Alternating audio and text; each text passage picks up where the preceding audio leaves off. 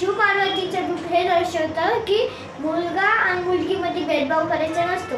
मुलगा एकच समान असतो, मुलगी एकच समान असते. शंकर से सुनिए भोलेनाथ जी, रहना है एक जन्म में मुझे तुम्हारे साथ जी.